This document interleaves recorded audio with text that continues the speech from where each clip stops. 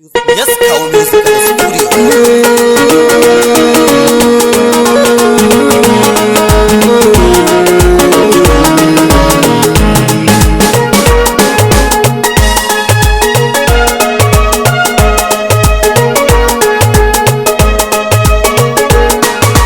Wannan rashin kyau ba komai.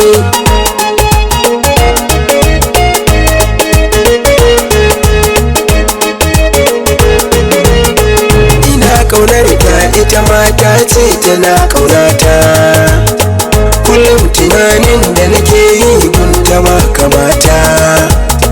Farin cikin ma da nake yi wai ni zan aure ta. Kin sawa rai na cuta, na ɗaura ɗan marata. Manufa ta yaudara ta, kin karya alƙawarin wanda muka yi da ke so da ƙauna.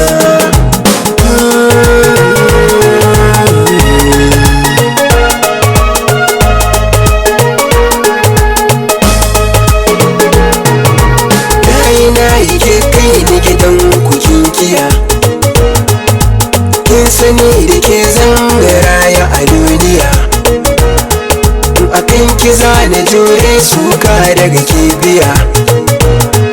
Sannan ko kanki zan iya nutsewa a maliya, kuma ki ce na yi miki kawai to zan iya.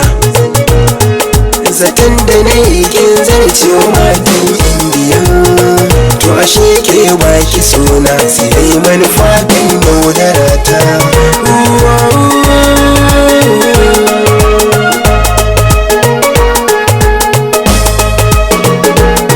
So ya wuce kawance, kan san kina amince. Gaido na ya makance, keke ka kara tura na arami sai kika yi rufewa.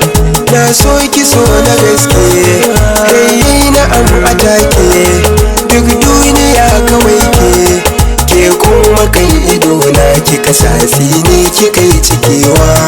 So dai ruwan zuma ne, wani lokacin guba ne.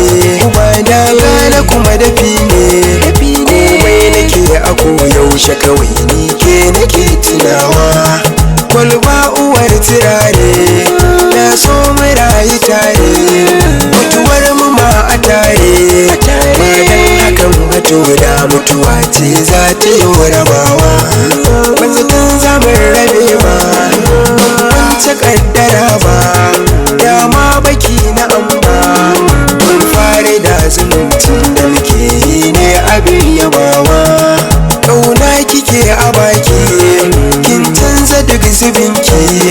Fata na mallakar ki, in na gaya miki yadda kike mun sai ke musawa. Ni ke nake tunani, har san kiya taɓa ni.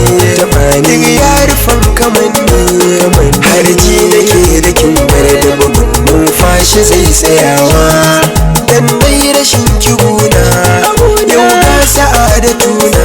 Kai ko da kauna, wanda ba abin da zai jara mu ta da nisa da